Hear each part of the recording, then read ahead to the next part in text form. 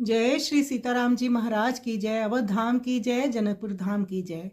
हलवा जो तते राजा जनकन ये हो राजा जनकन हो। संत राम शरण दास जी का ये सोहर है।